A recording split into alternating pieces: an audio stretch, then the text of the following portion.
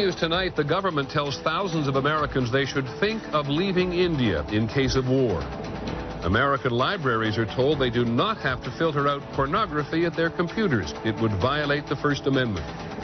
Catholic leaders in the U.S. are told if you have dangerous material about sexual abuse, send it to the Vatican Embassy in Washington. They have immunity. ABC News heard it on tape.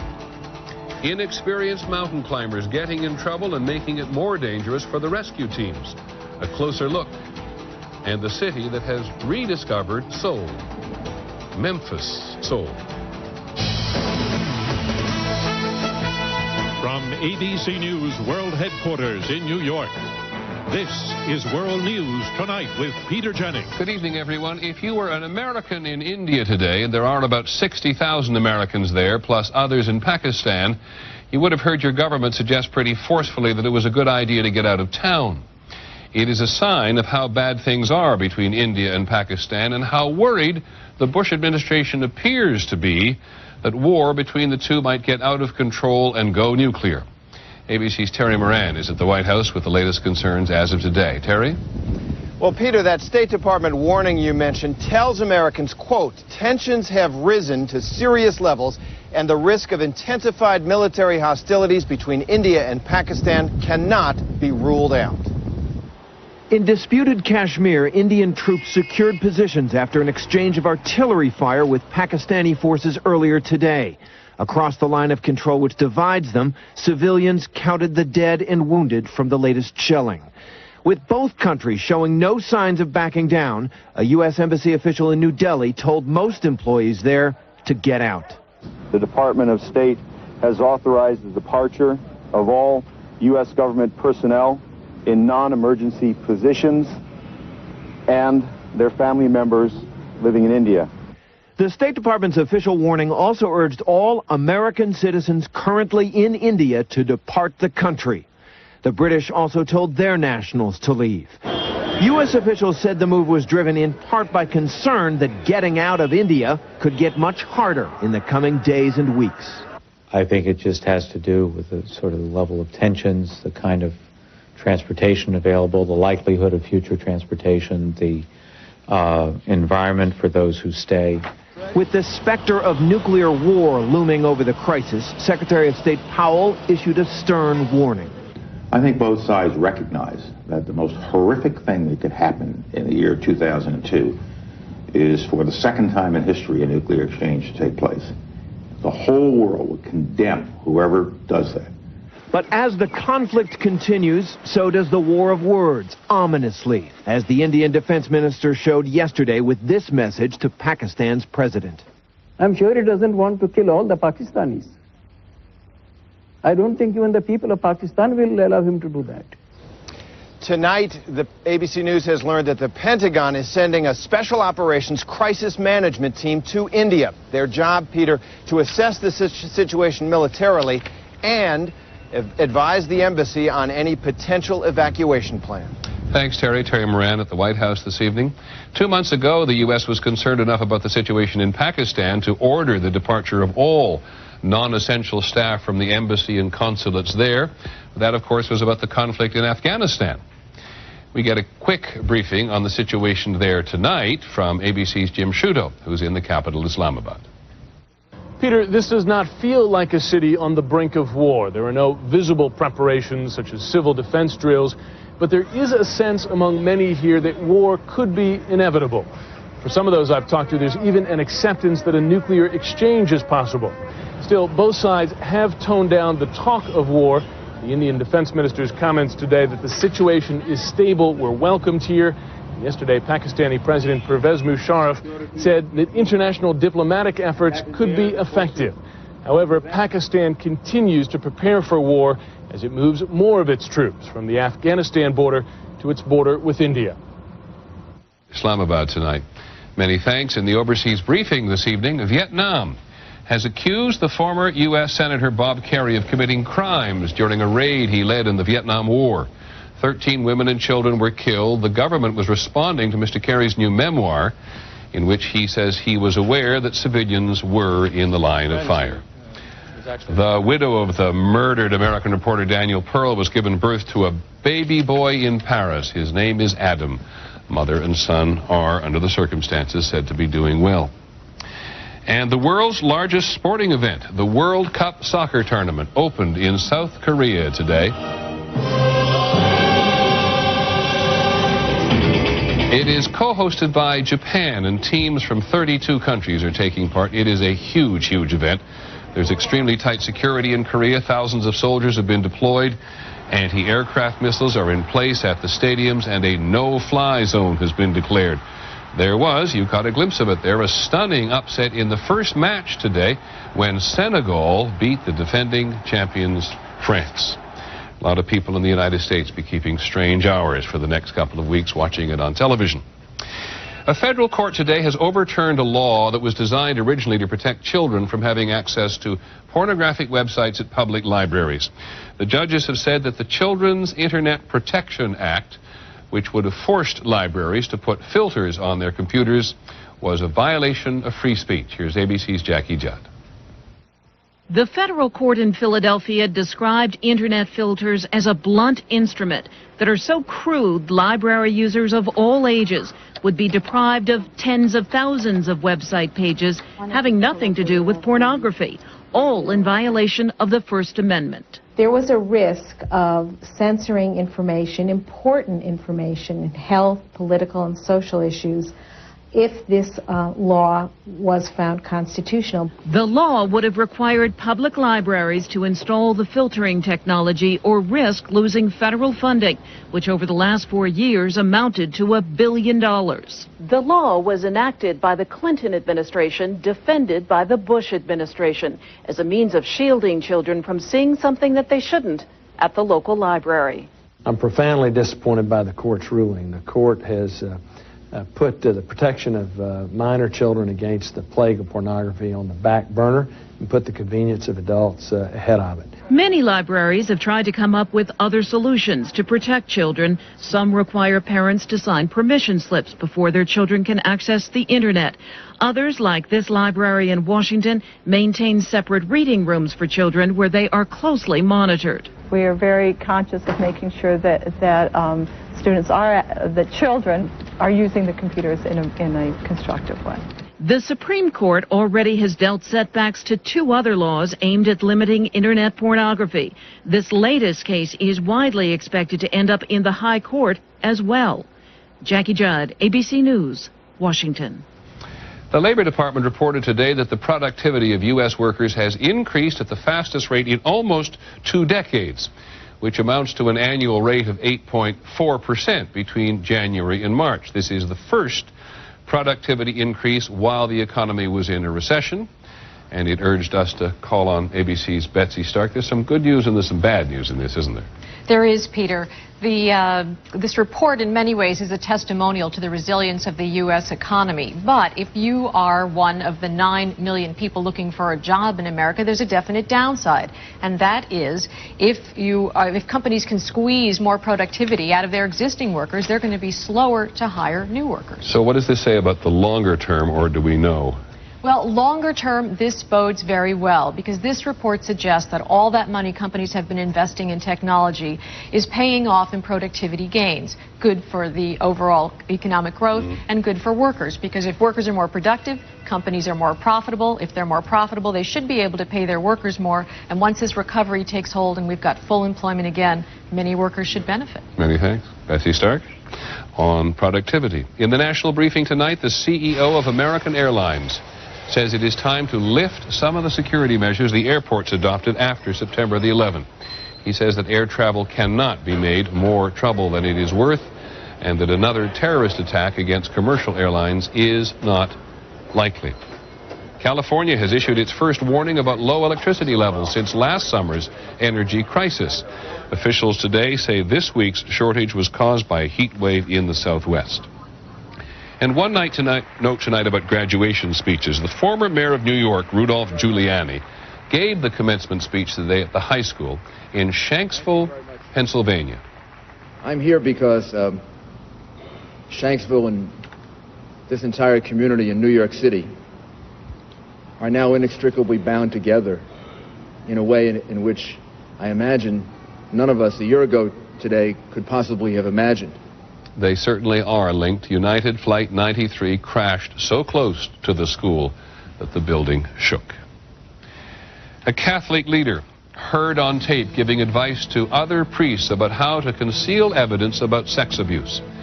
When we come back. Also in the broadcast tonight, mountain rescue and its risks. We'll take a closer look. We do see people on the mountain that are not prepared, that are climbing in tennis shoes, that don't have ice axes. And the city that has learned to embrace its past. This is about Seoul.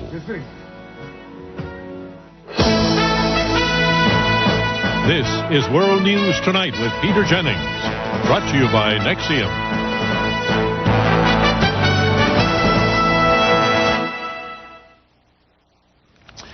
In Milwaukee tonight, the Catholic Archbishop Rembert Weekland is apologizing on television for paying off a man who accused him of sexual assault. Archbishop Weekland is stepping down. The country's Catholic bishops are meeting next month, to discuss these scandals. Every time you turn around, there seems to be something else, and ABC's Brian Ross has the latest. It is the bishop who was caught on tape. That's right, Peter. Our investigation has found that the Vatican's embassy in Washington may have played a role in keeping the scope and the seriousness of the Church's sex abuse problem quiet. The Vatican's American embassy enjoys the same diplomatic immunity granted the embassy of any country, and it is a safe place to conceal information. As the auxiliary bishop of Cleveland, A. James Quinn, was recorded telling a seminar of church officials handling sex abuse cases in 1990. On the tape, Bishop Quinn describes how officials should first destroy any anonymous allegations when sex abuse cases arise. Personnel files should be carefully examined to determine their content. Unsigned letters alleging misconduct should be expunged. But then Bishop Quinn suggested that any dangerous material could be sent to the Vatican's embassy, what he called the apostolic delegation, before lawyers or law enforcement officials moved to subpoena the material. If you think it's going to be necessary and there's something there that you really don't want to do, you might send it off to the apostolic delegation. If they have something dangerous, you consider dangerous, you might send it there. By sending documents to the embassy, you are assured that they are outside of the reach of the civil courts. The Vatican embassy declined to answer our questions about Bishop Quinn's statement. But church officials have said the embassy and the Vatican were only recently made aware of the details of sex abuse cases. The former canon lawyer at the embassy, Father Tom Doyle, says that's not true. It's been known at the Vatican at least since 1985 that I'm certain of. And why are you certain of that? Because I personally prepared a report that was sent to the Vatican in spring of 1985, naming names. As for Bishop Quinn, he also declined to talk to us about his advice on how to handle sex abuse cases. Advice that sounds to some more like that of a lawyer for Enron than a prominent leader, Peter, of the Catholic Church. Many thanks, Brian. Brian Ross tonight. When we come back, we'll take a closer look at climbers in trouble and the trouble they cause.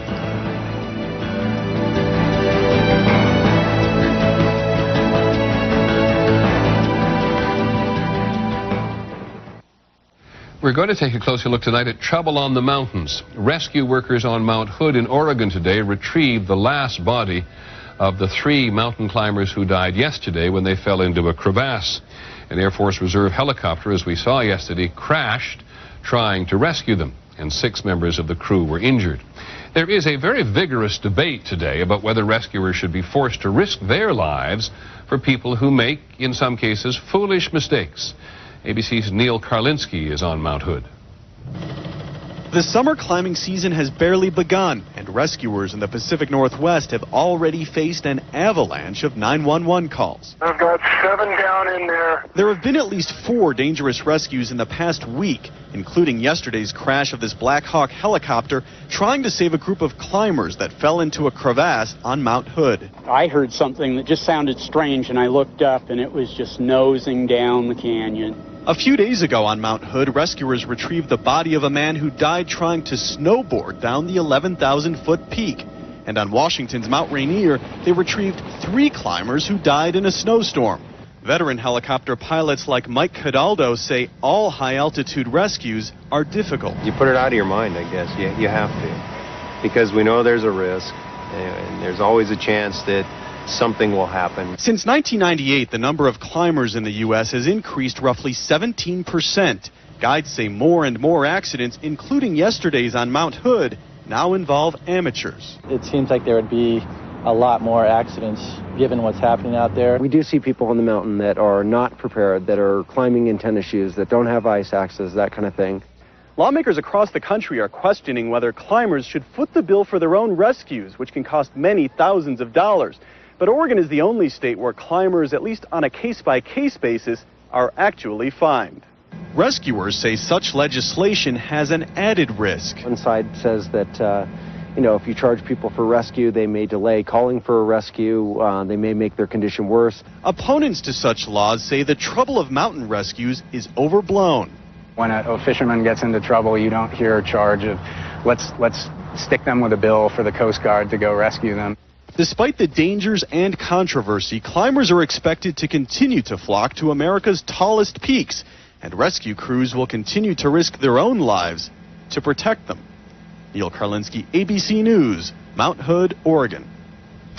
Interesting. They're going to take this up again on Nightline this evening and look at the anatomy of the rescue on Mount Hood. As for this debate about whether rescuers should have to risk their lives to rescue these people, it is ongoing, and you can participate at our website, abcnews.com. When we come back, the final report in the broadcast tonight, the soundtrack of a generation, the music that Memphis has rediscovered.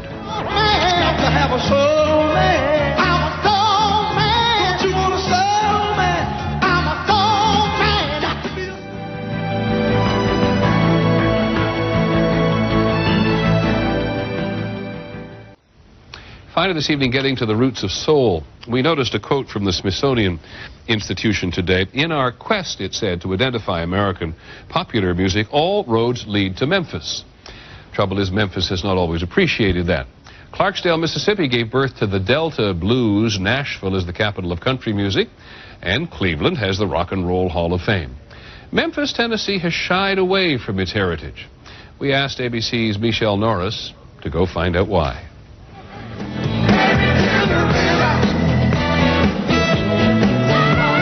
The roots of soul music are firmly planted in Memphis, a city that churned out a long list of soul superstars, mostly on the Stax record label. Sam and Dave, Otis Redding, and Isaac Hayes. I just can't get over losing you. The sound is not, it wasn't polished, it was raw. I can't stand the rain. Yet homegrown soul has been largely ignored by the Memphis tourist trade. They, the powers that be, didn't realize the value and the treasure that they had in the music that we were producing and putting out. Perhaps to have promoted soul music was not necessarily the image that people wanted to communicate to the rest of the world. Part of the problem with that image, it wasn't like the upbeat Motown sound.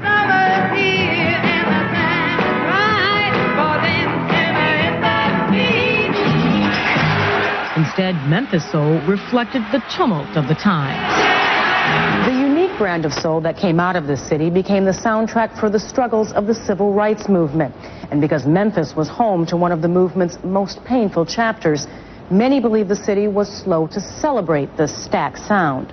He was shot last night. After Martin Luther King's assassination here in 1968, the white power structure that controlled the tourist trade turned its back on soul music. There was a kind of sweeping under the rug, so to speak, of our music heritage. Cook it up. It's Booker T at the MG's Green Onions. Until a vintage soul station debuted in 1998 and immediately topped the ratings for black and white listeners. Cue the DJ. A wake-up call for the tourist trade.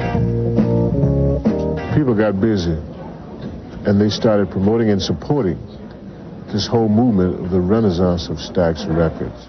Once overshadowed, the Stax legacy will now have a home called Soulsville, a $20 million redevelopment project featuring a museum and an academy to nurture the next generation.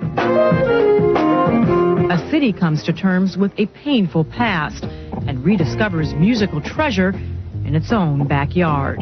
Michelle Norris, ABC News, Memphis. That's our report on World News Tonight. Thank you very much for joining us. We hope you have a good weekend and that we'll see you again next week. Good night.